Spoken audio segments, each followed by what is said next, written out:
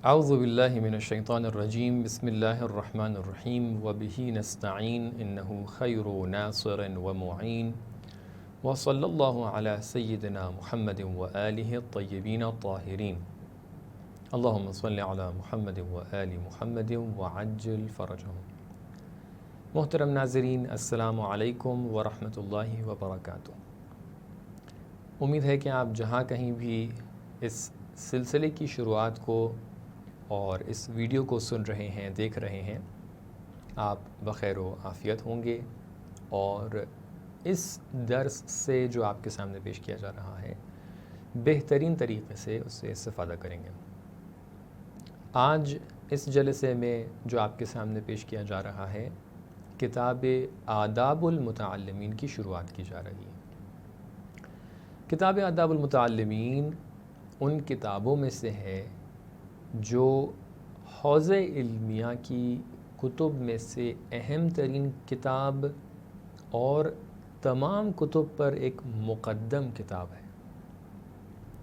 کیوں مقدم کتاب ہے؟ کیونکہ یہ ایک ایسی کتاب ہے کہ جس کے اندر اس اخلاق پر گفتگو ہوتی ہے، ان طور طریقوں پر گفتگو ہوتی ہے، ان باتوں پر گفتگو ہوتی ہے کہ جو آپ کو حوزے میں شروع سے لے کے آخر تک کے آپ کے کام آنے والے ہیں۔ حالانکہ یہ کتاب اپنے آپ میں بہت ہی خلاصہ اور بہت ہی مختصر کتاب ہے، اور اس کے بعد مثال کے طور پہ منیت المرید یا اس کے بعد دوسری احادیث کی کتابیں کہ جن کے ذریعے سے اخلاقی مباحث کو، اخلاقی گفتگو اور اخلاقی تعلیمات کو احادیث سے، قرآن سے اخذ کیا جاتا ہے، وہ مد نظر ہوتی ہیں۔ لیکن اس کتاب کو اس کے اختصار کے مد نظر عام طور سے سامنے رکھا جاتا ہے، عام طور سے اس کو پیش کیا جاتا ہے، عام طور سے اس کو پڑھا جاتا ہے، تاکہ طلاب شروع میں کم سے کم ایک مختصر طور پر ہی صحیح، کم سے کم سرسری طور پہ صحیح، وہ اس علم دین کے اخلاق سے آشنا ہو جائیں۔ حالانکہ کیونکہ یہ کتاب ایک اخلاقی کتاب ہے، اس کے اندر ہم لوگ آداب المتعلمین کو آپ کے سامنے بیان کریں گے۔ اس کتاب کے لیے ضروری ہے کہ ایک ایسا شخص آپ کے سامنے آ کر بیان کرے جو خود متخلق بے اخلاق ہو، جو خود ایک مخلق ہو اپنے تمام اور کامل معنی میں۔ ہو سکتا ہے میں اس کام کے لیے اہل نہ ہوں اور مجھے بھی اس سلسلے میں اور ترقی اور آگے بڑھنے کی ضرورت ہو، لیکن کیونکہ ایک درسی سلسلہ آگے بڑھانے کی ضرورت ہے اور کیونکہ حکم کیا گیا ہے، لہٰذا میں آپ کی خدمت میں حاضر ہوا ہوں۔ امید یہ ہے کہ اللہ تعالیٰ اپنے غیب سے، اپنے علم الہی سے، اپنے فضل و کرم سے ہم لوگوں کے اوپر اس درس کے اندر کہ جو آپ میری بات کو سن رہے ہیں اور میں اپنی بات کو بیان کر رہا ہوں، اس فضل الہی سے، اس فضل الہی سے ہم لوگ یہاں پر مستفیض ہوں، تاکہ ہم لوگ اس درس سے بنحو احسن استفادہ کر سکیں۔ یہاں سے گفتگو کو شروع کرتے ہیں کہ ظاہر سی بات ہے، انسان جو طلب علم کرتا ہے، یہ اس کے اوپر کس عنوان سے اس کو دیکھا جا سکتا ہے؟ انسان کے اوپر جتنی بھی چیزیں واجب ہوتی ہیں، یا یہ واجب عینی ہوتی ہیں یا یہ واجب کفائی ہوتی ہیں۔ واجب عینی وہ چیزیں ہوتی ہیں کہ جو کسی ایک شخص کے اوپر واجب اگر ہیں تو دوسرے شخص کے اوپر سے ہٹ نہیں جاتی ہیں، یا آپ اس طریقے سے کہہ سکتے ہیں واجب عینی اور کفائی کے دو پہلو ہوتے ہیں۔ ایک پہلو وہ ہوتا ہے کہ جہاں پر وجوب ہے، واجب عینی اور کفائی کے اندر وجوب سب کے اوپر ہوتا ہے۔ ایسا نہیں ہے کہ واجب عینی کسی ایک پر واجب ہے اور دوسرے پہ نہیں ہے، نہیں، سب کے اوپر واجب ہے۔ واجب کفائی جو ہے وہ بھی سب کے اوپر واجب ہے۔ ایسا نہیں ہے کہ واجب کفائی مجھ پر واجب ہے اور آپ کے اوپر واجب نہیں ہے، سب کے اوپر واجب ہے۔ لیکن اس واجب کے امتثال کے بنسبت، اس واجب کے سقوط کی بنسبت، یہ واجب کب کامل ہو جاتا ہے؟ واجب عینی کے اندر ہر فرد کو اس واجب کے اوپر عمل کرنا ہوتا ہے، تب وہ کامل ہوتا ہے۔ لیکن واجب کفائی کے اندر کچھ لوگ اس کے اوپر اگر عمل کر لیں تو باقی کے اوپر سے یہ واجب کیا ہو جاتا ہے؟ ساقط ہو جاتا ہے۔ علم کا حاصل کرنا، خاص طور سے علم دین، علم دین کا حاصل کرنا کیا ہے؟ واجب کفائی ہے۔ اس کے حوالے سے اللہ تعالیٰ قرآن کے اندر ارشاد فرماتا ہے کہ فلولا نفر، آئے نفر آپ کے سامنے موجود ہے کہ جس میں اللہ تعالیٰ ارشاد فرماتا ہے فلولا نفر من کل فرقۃ منہم طائفہ لیتفقہوا فی الدین ولینذروا قومہم اذا رجعوا الیہم لعلہم یحذرون۔ اس آیت کے اندر ایک مکمل ایک سسٹم بیان کیا گیا ہے کہ دیکھیے آپ کے اوپر کیا واجب ہے۔ آپ کے اوپر واجب ہے کہ آپ میں سے کچھ گروہ آئیں، ہر ایک گروہ میں سے کچھ لوگ آئیں کہ جو آ کر علم دین حاصل کریں۔ کیوں علم دین حاصل کریں؟ تاکہ علم دین حاصل کرنے کے بعد اپنی قوم کی طرف جا کر اس علم دین کے پیغام کو پہنچائیں، اس علم دین کی بات کو پہنچائیں۔ اور آپ جب اس علم دین کی بات کو پہنچائیں گے تو وہاں پر اس علم دین کی پہنچانے کے بعد جو آپ کی مخاطب عوام ہے وہ اللہ تعالیٰ کے پیغام سے یحذرون، یعنی اگر اس کے اندر کوئی ایسی بات ہے کہ جو گناہوں سے دوری کی بات ہو رہی ہے تو وہ اس سے دور ہو جائیں۔ اگر اس کے اندر کوئی ایسی بات ہے کہ جہاں پر کسی عمل کی بنسبت رغبت دلائی جا رہی ہے تو وہ رغبت حاصل کر کے اس عمل کو انجام دیں۔ لہٰذا علم دین ہر انسان پر واجب ہے، واجب کفائی ہے۔ واجب کفائی ہے اس کا مطلب کیا ہے؟ یعنی اگر کچھ لوگ اٹھ کر آ گئے ہیں، کچھ لوگ اٹھ کر آگے آ گئے ہیں، انہوں نے کہا ہے کہ ہم علم دین کو حاصل کریں گے، تو یہ علم دین کا حاصل کرنا باقیوں کے اوپر سے ساقط ہو جاتا ہے۔ یعنی کچھ لوگ اگر اس کو انجام، مثال کے طور پہ آپ اگر فرض کیجئے کوئی ایک ایسی میت ہے، ایک جنازہ ہے آپ کے سامنے رکھا ہوا ہے، جنازے کو کفن پہنانا، جنازے کو دفن کرنا، یہ کس کے اوپر واجب ہے؟ اس سب کے اوپر واجب ہے۔ لیکن اگر کچھ لوگ اس کو آ کر جنازے کو کفن پہنا کر اس کو دفن کر دیں تو باقیوں کے اوپر سے یہ واجب کیا ہو جاتا ہے؟ ہٹ جاتا ہے۔ بلکہ یہ واجب ایک طریقے سے اس کی امتثال ہو گئی ہے۔ اس کے اندر اللہ تعالیٰ کا مقصد یہ ہے کہ وہ کام انجام پذیر ہو جائے، ضروری نہیں ہے اس کے اندر آپ ہی آ کر یہ کام کریں۔ اب ایسا نہیں ہے کہ یہاں پر مثال کے طور پہ اس میت کو اگر ایک بار دفن کر دیا گیا تو ہم دوبارہ میت کو باہر نکالیں کیونکہ ہمارے اوپر بھی واجب تھا کہ ہم دفن کریں تو لہٰذا چلو دوبارہ دفن کریں، نہیں، ایسا نہیں ہے۔ بلکہ یہ واجب کفائی ہے۔ علم دین حاصل کرنا بھی واجب کفائی ہے۔ اب وجوب سے جب ہم آگے بڑھتے ہیں، جب ہمیں یہ معلوم ہو گیا کہ یہ واجب کفائی ہے، اب ایک انسان آتا ہے واجب کفائی کے اوپر عمل کرنے کے لیے، آ کر کیا کرتا ہے؟ قدم آگے بڑھاتا ہے، آتا ہے حوض علمیہ میں جہاں پر علم دین کو حاصل کرنے کے لیے وہ آگے بڑھ رہا ہے، آ کر دیکھتا ہے آیات کیا بتاتی ہیں، تفسیروں کے اندر آیات کے بارے میں کیا بیان ہوا ہے، آ کر دیکھتا ہے کہ احادیث کیا بیان کر رہی ہیں، اس کے اندر کیا بیان کیا گیا ہے۔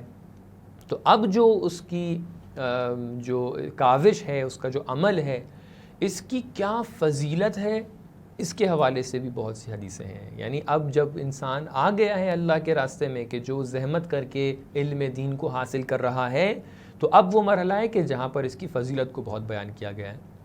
ایک حدیث کو تیمناً اور تبرکاً میں آپ کے سامنے پڑھ رہا ہوں۔ مثال کے طور پہ امام سجاد علیہ السلام ارشاد فرماتے ہیں کہ لو یعلم الناس ما فی طلب العلم لطلبوه ولو بسفک النہج وخوض اللجج۔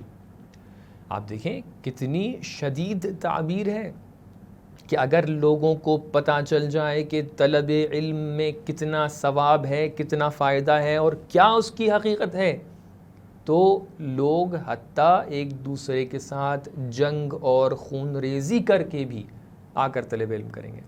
یعنی آپس میں جنگ کریں گے کہ ہم جائیں گے طلب علم کے لیے، وہ کہے گا ہم جائیں گے طلب علم کے لیے۔ تو دیکھیں، اور باقی جتنی بھی روایتیں ہیں وہ آپ کے سامنے موجود ہیں، اور آپ نے مختلف جگہوں کے اوپر مختلف مقامات پر وہ احادیث اور وہ باتیں ضرور سنی ہوں گی کہ جہاں پر عالم اور جاہل کا آپس میں کوئی مقایسہ نہیں ہے۔ اگر جاہل آ کر عابد بھی بن جاتا ہے تو اس کا ایک عالم سے مقایسہ نہیں ہے۔ تو لہٰذا طلب علم ہمارے لیے ایک ایسا مقصد ہے، اس کے اوپر مجھے اور توضیح اور روشنی نہیں ڈالنی ہے کیونکہ ہم لوگ کی اس کتاب کی ایک فصل بھی اسی حوالے سے مکمل مخصوص ہے کہ جس کے اندر انشاءاللہ آپ کے سامنے اور وضاحت پیش کی جائے گی۔ اب بڑھتے ہیں اس چیز کی طرف کہ طلب علم دوسرے تمام کاموں کے مانند اس کی کچھ پریپریشنز ہوتی ہیں، اس کی کچھ تیاریاں ہوتی ہیں۔ اگر آپ کہیں مثال کے طور پہ آپ کو حج پر جانا ہے، حج پہ جانے کے لیے آپ کو تیار ہونا پڑے گا۔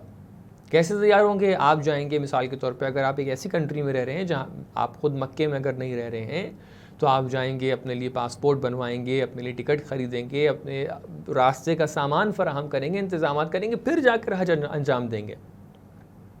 اگر آپ اس کے لیے تیاری نہیں کریں گے تو اس طریقے سے ہے کہ کأنہ آپ نے حج انجام نہیں دیا ہے۔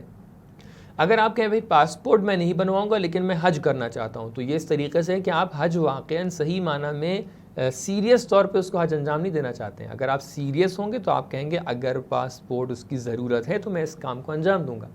اگر نماز کے لیے وضو ایک مقدمہ ہے تو اگر میں بغیر وضو کے نماز کے لیے کھڑا ہو جاؤں گا تو نماز کامل نہیں ہے، اس کا مطلب میں نماز نہیں پڑھ رہا ہوں، کیونکہ وضو اس کا مقدمہ ہے۔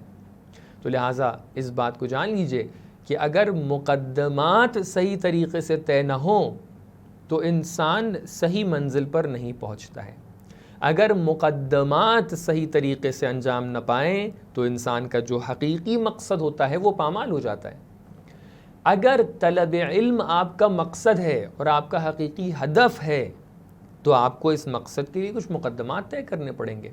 اگر آپ مقدمات طے نہیں کریں گے تو آپ کا طلب علم بھی ایک طریقے سے کیا ہو جائے گا؟ ایک طریقے سے عبث کام ہو جائے گا۔ آپ مقدمات طے کر نہیں رہے ہیں اور آپ ایکسپیکٹ کریں کہ نہیں مجھے بہترین علم، بہترین جو تعلیمات ہیں وہ مجھ تک کے پہنچ جائیں، کیونکہ علم کی کیفیت کیا ہے، ماہیت کیا ہے، انشاءاللہ ہم فصل اول میں پڑھیں گے، اس کے لیے مقدمات درکار ہیں۔ اگر ہم ان مقدمات کو طے نہیں کریں گے تو ہمارا علم کسب کرنا ایک طریقے سے بے فائدہ ہو جائے گا۔ میں یہاں پر ایک بات کو خلاصے کے طور پہ عرض کر کے آگے بڑھتا ہوں کہ مقدمے کے اندر کتاب کے اندر کیا بیان کیا گیا ہے۔ دیکھیے ہمارا جو مقدمہ ہوتا ہے، یعنی جو ہم مقدمات طے کرنے والے ہیں، جو علم حاصل کرنے کے لیے ہمیں آداب کی ضرورت ہے، ان آداب کی رعایت، یہ ایٹیکٹس جو ہیں علم حاصل کرنے کے، ایک متعلم کے، ایک سٹوڈنٹ کے، یہ دو طریقے کے ہوتے ہیں۔ اساتذہ کہتے ہیں کہ کبھی کبھی ایک آداب کا ایک پہلو یہ ہوتا ہے کہ آپ کے پاس کون کون سی روش ہے، کون کون سے اسلوب ہیں، کون کون سی آپ کے پاس سکلز ہیں، اور ایک مرتبہ ایک یہ چیز ہوتی ہے کہ ان سکلز کے ساتھ ساتھ آپ کے پاس ایک معنوی اور روحانی جو اس کا زاویہ ہوتا ہے وہ بھی موجود ہے، موجود نہیں ہے۔ کیا آپ اپنے آپ میں پوری طریقے سے سیریس ہیں؟ علم حاصل کرنے میں سیریس نہیں ہے، ظاہر سی بات ہے جو سیریس نہیں ہے اس کو اس طریقے سے علم حاصل نہیں ہو پائے گا۔ جو انسان سٹرگل کر رہا ہے، سٹرائیو کر رہا ہے، محنت کر رہا ہے، کاوش کر رہا ہے، اگر وہ مذاق میں محنت کر رہا ہے تو اس کو وہ مقصد حاصل نہیں ہو پائے گا کہ جو اس کو حاصل کرنا چاہیے، اس کو سیریس رہنا پڑے گا۔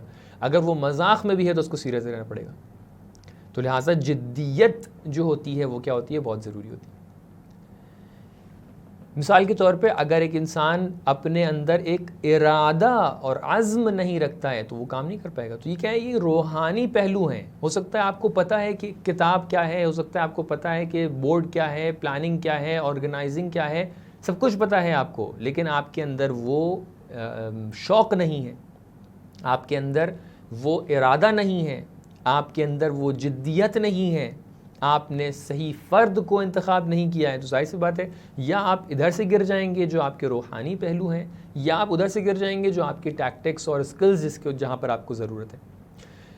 حالانکہ جو کتاب آپ کے سامنے پیش کی جا رہی ہے آداب المتعلمین، جان لیجئے کہ یہ ایک بہانہ ہے کہ جہاں سے ہم لوگ جو روش اور جو نہج اور جو انہوں نے طریقہ کار اپنایا ہے اس کو ایک اساس اور ایک مبنا ایک بنیاد قرار دیتے ہوئے ہم لوگ آگے بڑھیں گے، لیکن اس کا مطلب یہ نہیں ہے کہ ہم لوگ صرف یہی باتیں ان تک کے رک جائیں گے، بلکہ اس سے آگے بھی چند قدم بڑھیں گے کہ جہاں پر اگر پاسبل ہو پایا، اگر ممکن ہوا تو آپ کے سامنے وہ سکلز اور ٹیکٹکس کو بھی بیان کرنا ہے کہ جو ایک متعلم کے لیے ضروری ہے، جس کو آپ کہہ سکتے ہیں کہ ہمیں ایک طریقے سے ایجوکیشنل پلاننگ کی ضرورت ہوتی ہے، ایک طریقے سے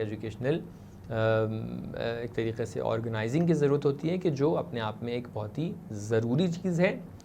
جس زمانے میں یہ کتاب لکھی گئی ہے اس زمانے میں شاید اتنا زیادہ ان چیزوں کا رواج نہیں تھا، لہٰذا اسی کتاب کے اندر انہی باتوں کے ضمن میں صاحب کتاب، مؤلف کتاب نے کچھ اشارات کیے ہیں، لیکن بہرحال اس طریقے سے جو ان دونوں چیزوں کو الگ کر کے مکمل ان دونوں کے درمیان فرق بتا کر ان کو بیان کیا جائے اس طریقے سے نہیں کیا گیا۔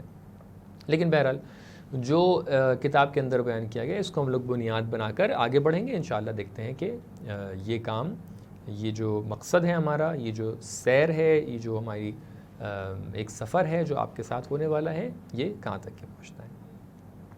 جو کتاب آپ کے سامنے حاضر ہے، مشہور یہ ہے کہ خواجہ نصیر الدین طوسی جو تھے انہوں نے اس کتاب کو لکھا ہے، کہ جنہوں نے بہت سی دوسری کتابیں بھی لکھی ہیں. آپ کو پتہ ہوگا کہ شیخ طوسی جب کہا جاتا ہے تو دو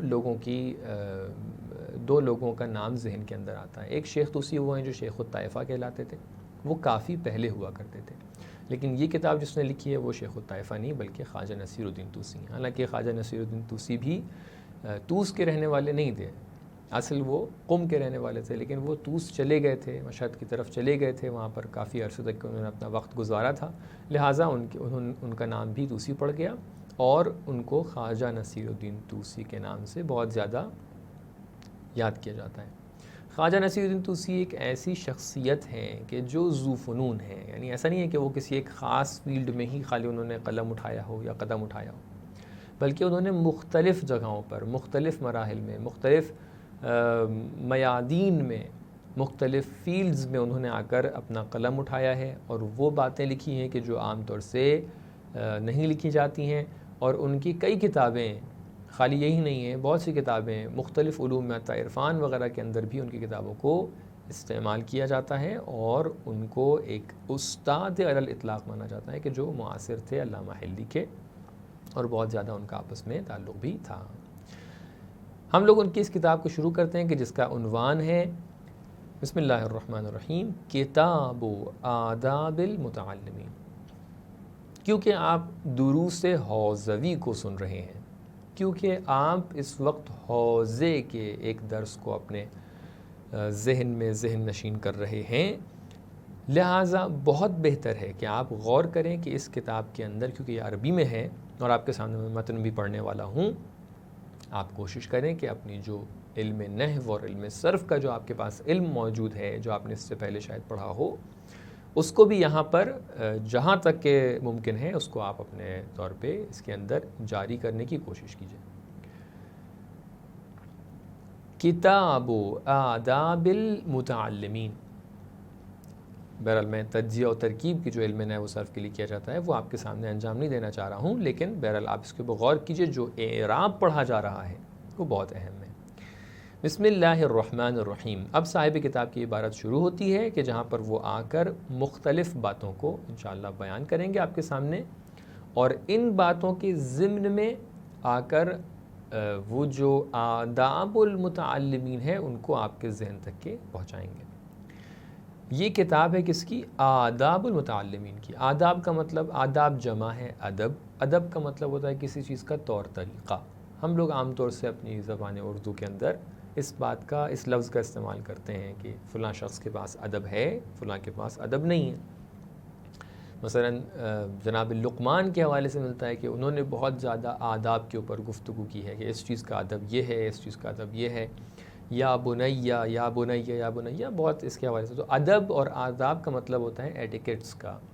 ادب اور آداب کا مطلب ہوتا ہے طور طریقوں کا. یعنی آپ جو کام کرنا چاہ رہے ہیں، جو آپ کا مقصد ہے، اس کا ادب کیا ہے، اس کا طور طریقہ کیا ہے. یہ امپورٹنٹ ہے کہ ہم اس طور طریقے کو مد نظر رکھتے ہوئے اس کام کو انجام دیں. ورنہ اگر ہم طور طریقے کو مد نظر نہ رکھیں، ایسے ہی اس کام کو انجام دیں، تو ہو سکتا ہے کہ ہم نے کام تو انجام دیا ہے، وہ کام انجام پذیر ہو گیا ہے، لیکن جس طریقے سے اس کام کو مؤثر ہونا چاہیے تھا اس طریقے سے مؤثر نہیں. ہو سکتا ہے بہت سے ٹائم پہ ہم لوگ ایک بات کو بیان کریں اور ہم کہیں کہ دیکھیے یہ بات اس طریقے سے ہے، لیکن اگر اس بات سے پہلے ہم ایک مقدمہ بیان کریں کہ دیکھیے اس بات کو بیان کرنے والا شخص جو ہے، فرض کیجیے آپ ایک گھر بنا رہے ہیں اور گھر بناتے بناتے ایک دم سے ایک شخص آتا ہے اور کہتا ہے دیکھیے آپ جو گھر بنا رہے ہیں اس کو، یہ دیوار جو یہاں سے جا رہی ہے یہ غلط جا رہی ہے، آپ کے گھر کے نقشے کو خراب کر دے گی، آپ یہ دیوار یہاں پر نہیں یہاں پر بنائیے. تو ہو سکتا ہے آپ ایک دم سے پلٹ کے کہیں کہ بھئی تم کون ہو اس بات کو بولنے والے، ہم گھر بنا رہے ہیں، ہم جیسے دل چاہ رہے ہیں ویسے گھر بنائیں گے. لیکن اگر ہم پلٹ کے یہ کہہ دیں کہ یہ بات جس نے آپ تک کے پہنچائی ہے وہ اس فیلڈ کا ماہر ہے، وہ اس فیلڈ کے اسپیشلسٹ ہیں اور انہوں نے یہ کہا ہے، وہ ایک بہت ہی اچھے آرکیٹیکٹ ہیں جن کا نام بہت زیادہ مشہور ہے اور ان کو بہت لوگ پسند کرتے ہیں، انہوں نے بہت سارے پروجیکٹس کیے ہوئے ہیں۔ اب جب میں نے یہ مقدمہ بیان کر دیا تو ایک دم سے سامنے والا سوچنے پر مجبور ہو جائے گا کہ ہاں اگر کسی اسپیشلسٹ نے اس بات کو کہا ہے، جس کا مطلب یہ ہے کہ یہاں پر کوئی نہ کوئی پرابلم ہے، تو کیوں نہ ہم لوگ اس پرابلم کو صحیح کر لیں تاکہ یہ جو ہم لوگ کام کر رہے ہیں اپنے مقصد میں بنحو احسن پہنچ جائیں، اچھے طریقے سے پہنچیں۔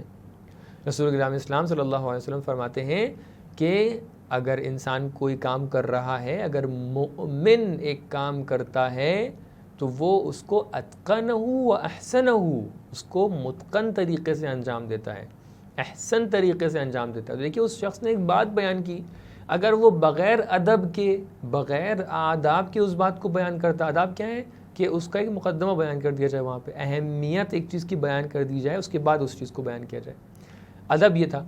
اگر ہم اس آداب کی رعایت نہ کریں تو اس کی بات وہاں پر پامال ہو جائے گی، لیکن اگر ہم آداب کی رعایت کر کے بیان کر رہے ہیں تو وہی بات سیم بات ہے، ایک مرتبہ آداب کے ساتھ بیان کی جا رہی ہے، ایک مرتبہ بغیر آداب کے بیان کی جا رہی ہے۔ جہاں پر آداب کے ساتھ بیان کی جائے وہ کیا ہے، مؤثر واقع ہو رہی ہے۔ ایک اور مثال لے لیجئے، آپ فرض کیجئے ایک کلاس ہے بچوں کا، آپ بچوں کے لیے کلاس رکھ دیں، رات کو 3 بجے ہم کلاس رکھیں۔ اب آپ بتائیے، اللہ تعالیٰ نے رات کو آرام کرنے کے لیے بنایا ہے، رات کے 3 بجے اگر ہم ایک کلاس رکھ دیتے ہیں تو اس کا نتیجہ کیا ہوگا کہ رات کے 3 بجے سب کے سب جو لوگ کلاس میں پڑھنے کے لیے آئیں گے سب کے سب سو رہے ہوں گے۔ لہٰذا ہماری بات بہت اچھی ہوگی، فرض کیجئے ہم جو باتیں بیان کر رہے ہیں وہ بہت اچھی باتیں بیان کر رہے ہیں، لیکن ہماری غلطی یہ ہے کہ بات کو بیان کرنے کا جو وقت ہے، بات کو بیان کرنے کا جو ادب ہے، ہم نے اس ادب کی رعایت نہیں کی ہے۔ ہم نے رات کو 3 بجے کلاس رکھ دیا ہے تو رات کو 3 بجے سونے کا ٹائم ہے، پڑھنے کا ٹائم نہیں ہے۔ اب جب ہم کوئی بات بیان کریں گے تو وہ بچے، وہ سٹوڈنٹس کے جو ہماری بات کو سن رہے ہیں ان کی آنکھوں میں نیند ہے، اب وہ جتنا بھی ان کو بیان کرتے جائیں وہ سمجھ نہیں پائیں گے، وہ سو رہے ہوں گے۔ تو لہٰذا ادب کی رعایت نہ کرنے سے اگر علامہ دہر بھی آ کر آپ کے سامنے اس درس کو بیان کریں گے، آپ اس درس کو نہیں سمجھ سکتے، اس درس کو درک نہیں کر سکتے۔ تو لہٰذا بہت ضروری ہے کہ ادب کی رعایت کی جائے کہ نہیں، ہم اگر کلاس رکھیں، درس رکھیں تو اس وقت پہ رکھیں جو وقت مناسب ہے درس کے لیے۔ ہمارے ایک استاد ہوا کرتے تھے، انہوں نے ایک دن ہم لوگ کا ایک درس تھا کہ جو ایک پریکٹیکل یعنی اطلاقی درس تھا، اس پریکٹیکل درس کے اندر انہوں نے ایک دن یہ کہا کہ آج سب لوگ کھانا ہمارے ساتھ کھائیے گا۔ کھانا ہم لوگ ان کے ساتھ کھانے لگے اور کھانا کھانے کے بعد انہوں نے ایک دم سے یہ کہا کہ ایک تربوز لا کے ہم لوگ کے سامنے رکھا جائے۔ انہوں نے تربوز سامنے رکھا اور کہنے لگے کہ تقریباً 10-12 لوگ کلاس میں تھے، کہا کہ اس تربوز کو بغیر چھیلے ایسے ہی اگر کوئی کھا جائے، پورا کا پورا تربوز، کافی بڑا تربوز تھا، پورا کھا جائے تو میں اس کو اتنے روپے انعام دوں گا۔ سارے جتنے بھی وہاں پہ طالب علم تھے سب لوگوں نے کہا کہ نہیں، ایسا تو نہیں ہو سکتا، اتنا بڑا تربوز ہے، اس کو ایک شخص کیسے کھا جائے گا؟ اچھا، تو انہوں نے کہا کہ ٹھیک ہے۔ پھر انہوں نے تربوز کو کاٹا اور تربوز کے جو پیسز ہوتے ہیں، جو ٹکڑے ہوتے ہیں، ان پیسز کو سامنے رکھا، لیکن اس کو چھیلا نہیں، مطلب اس کا چھلکا جو ہوتا ہے تربوز کا اس کو نہیں اتارا۔ ہم لوگ ابھی بھی اس بات کو سن رہے تھے، ہم لوگ کو اندازہ نہیں تھا کہ اس کے بعد ایک کوئی پیغام یا کوئی نتیجہ نکلنے والا ہے۔ انہوں نے کہا کہ اب تربوز آپ لوگ کے سامنے رکھا ہے، ٹکڑے ٹکڑے ہو چکا ہے، جو شخص یہ سوچ رہا تھا کہ اتنا بڑا تربوز ایک انسان کیسے کھائے گا، کیا اب آپ لوگ کھا سکتے ہیں ایک ایک انسان؟ تو ہم نے کہا جی ہم لوگ کھا سکتے ہیں، ایک ٹکڑا ہے، اس کو کھانے میں کتنا ٹائم لگے گا؟ کہنے لگے کہ نہیں، میرا سوال یہ ہے کہ کیا آپ لوگ اس تربوز کو چھلکے سمیت کھا سکتے ہیں؟ اب یہاں پر سب لوگ دوبارہ پریشان ہو گئے، کہا کہ نہیں، ہم لوگ تربوز تو کھا سکتے ہیں لیکن چھلکے سمیت نہیں کھا سکتے ہیں، چھلکے سمیت نہیں کھا سکتے ہیں۔ کہا کیوں نہیں کھا سکتے ہیں؟ ہم لوگ کا چھلکا ہم لوگ کے کھانے کی چیز نہیں ہے، پہلے ضروری ہے کہ اس چھلکے کو نکال کر اس تربوز کو کھانے لائق بنایا جائے، چاہے وہ مقدار کے اعتبار سے ہو، چاہے وہ خود اپنی کیفیت کے اعتبار سے ہو۔ مقدار کے لحاظ سے اتنا بڑا تربوز ایک دم سے ہم نہیں کھا سکتے ہیں، یہ بھی بات واضح ہے۔ چاہے اس اپنے تربوز اس کا ایک ٹکڑا انہوں نے لا کے رکھا ہے سامنے کہ جو کھانے کی مقدار کے لحاظ سے کافی ہے ہمارے لیے، ہم کھا سکتے ہیں، لیکن وہ کیونکہ تیار نہیں ہے، چھلکا ہے اس کے اوپر، لہٰذا پھر بھی نہیں کھا سکتے ہم۔ تو آپ غور کیجئے، اگر کسی چیز کے آداب کی رعایت نہ کی جائے تو وہ تربوز کے جو آپ بہت آرام سے کھا لیا کرتے ہیں وہ بھی آپ نہیں کھا پائیں گے۔ آپ کہیں گے چھلکے کے ساتھ تربوز نہیں کھا سکتے ہم، کیونکہ اس کے آداب رعایت نہیں کیے گئے ہیں۔ اس کا ادب یہ ہے کہ چھلکے کو الگ کیا جائے، کیونکہ چھلکا انسان نہیں کھاتا ہے عام طور سے، تو اب انسان کھا سکتا ہے۔ تو دیکھیے غور کیجئے، اگر آداب ہیں تو انسان کھا سکتا ہے۔ تو استاد نے ہم لوگ سے کہا کہ دیکھو، علم منتقل کرنا یا علم حاصل کرنا، اس کے اندر یہ شرطیں بہت لازم ہوتی ہیں۔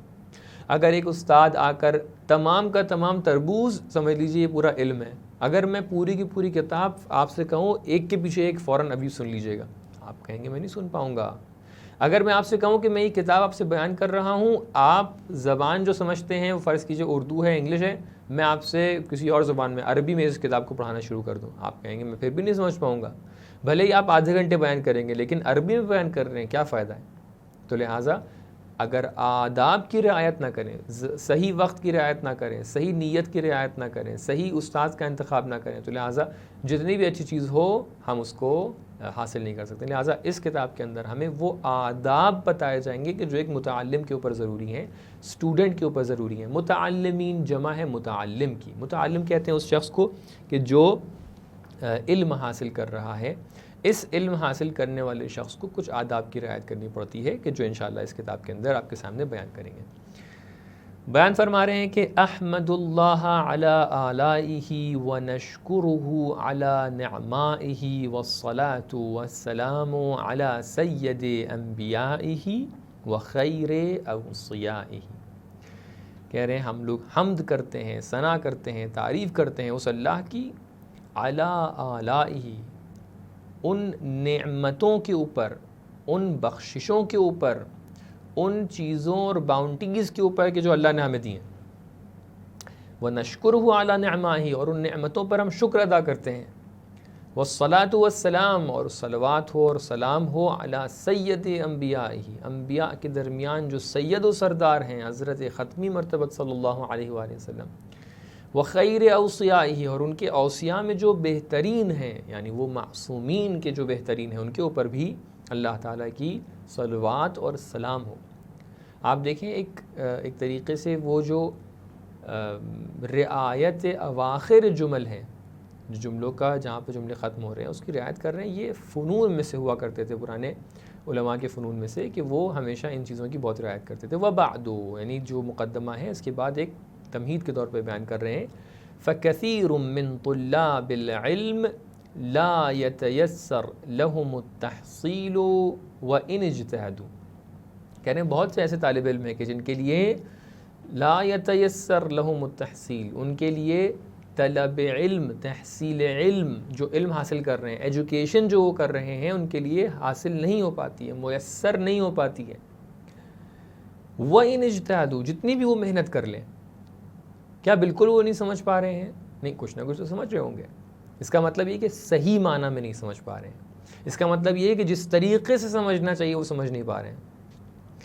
وَلَا يَنْتَفِعُونَ مِنْ ثَمَرَاتِهِ وَإِنِ اشْتَغَلُوا، وہ مشغول رہتے ہیں، وَإِنِ اشْتَغَلُوا، بہت مشغول رہتے ہیں، صبح سے لے کے رات تک کے پڑھا کرتے ہیں، لیکن وہ علم کے فائدے کو حاصل نہیں کر پا رہے ہیں۔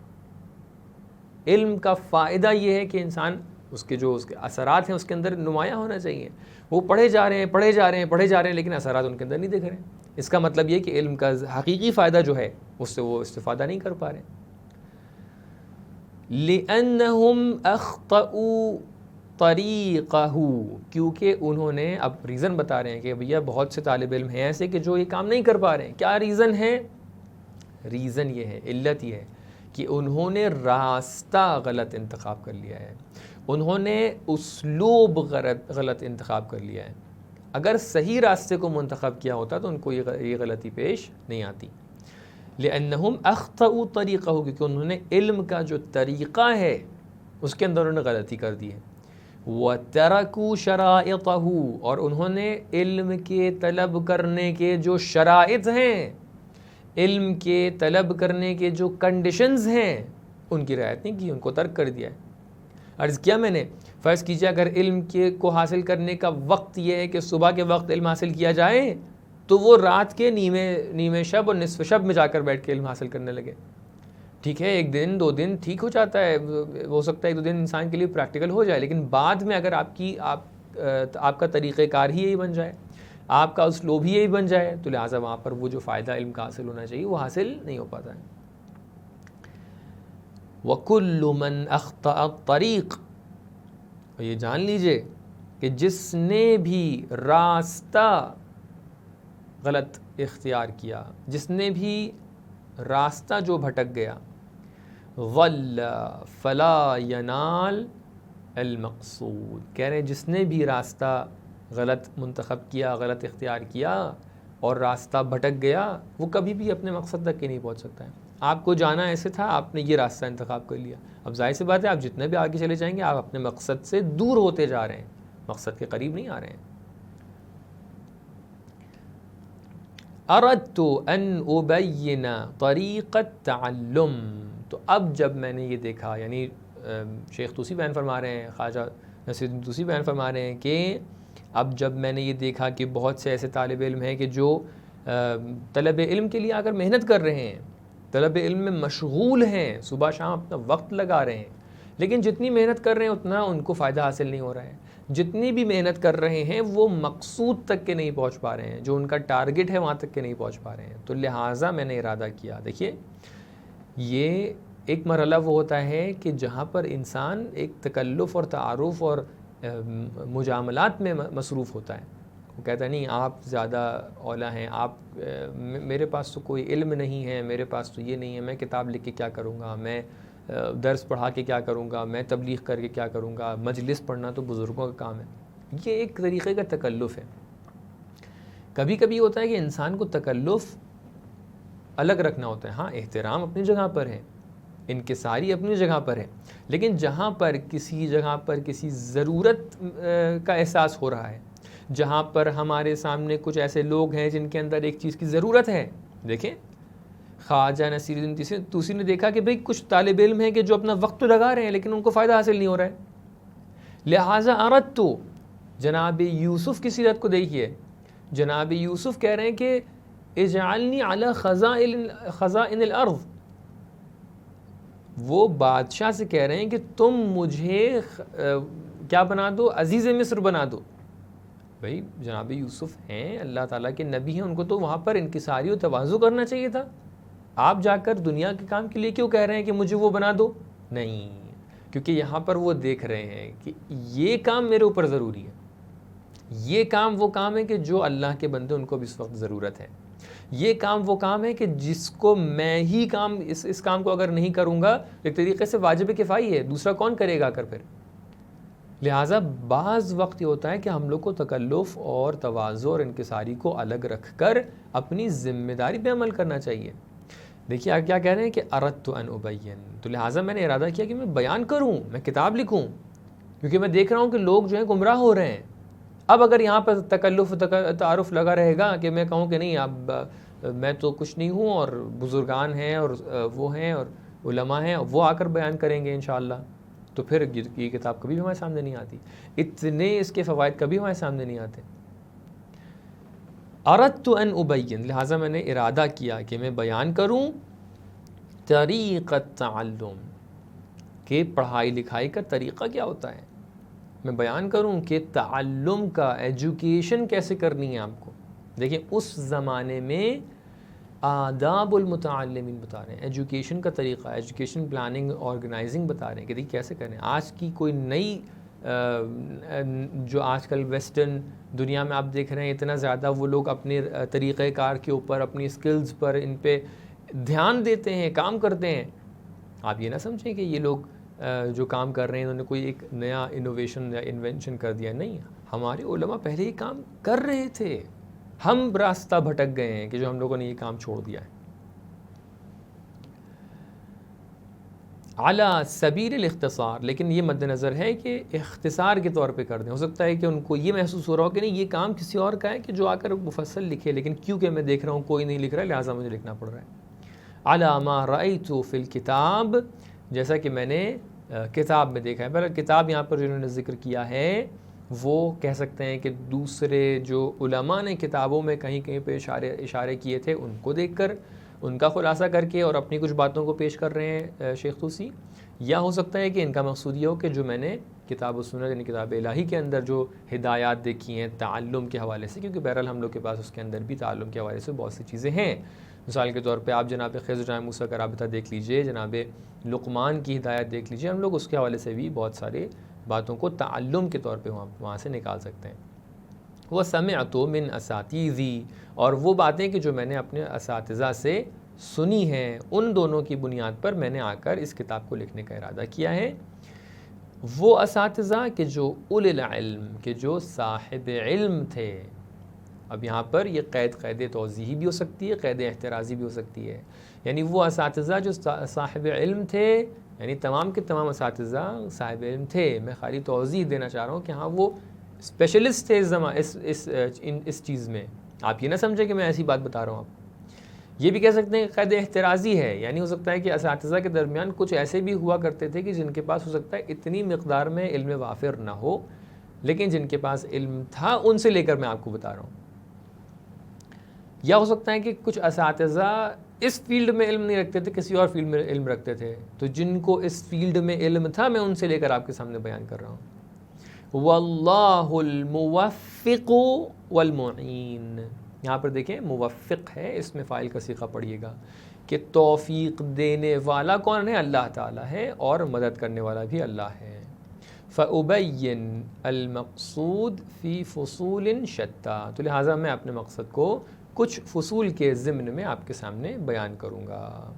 جو فصول انہوں نے یہاں پر بیان کی ہیں وہ 12 فصلیں ہیں کہ جس کے اندر پہلی فصل کے اندر ماہیت علم اور فضیلت علم کے حوالے سے کہ علم ہے کیا، اس کے بعد نیت کے حوالے سے بیان فرمایا ہے، اس کے بعد پھر علم، کون سے علم سے اپنی علم کے سفر کی ابتدا کی جائے، آغاز کیا جائے، کس استاد کو انتخاب کیا جائے، اس کے بعد پڑھائی لکھائی کے اندر جدیت اور بہت زیادہ سیریس ہونا، یہ اس حوالے سے باتوں کو بیان کیا ہے.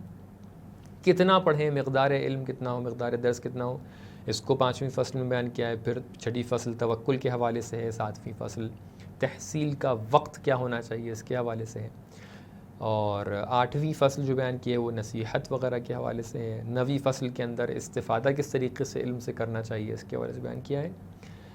10ویں فصل کے اندر ورع کے حوالے سے بیان کیا ہے کہ علم حاصل کرنے میں ورع اختیار کرنا چاہیے.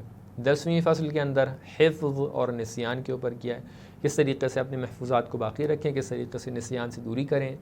اور آخری فصل کے اندر انہوں نے رزق کے حوالے سے بات کی ہے کہ کہاں سے اپنا رزق زیادہ، کن طریقوں سے رزق کو زیادہ کیا جائے، اور رزق کم ہو جانے کے کون سے اسباب ہیں کہ جن سے دوری اختیار کی جائے.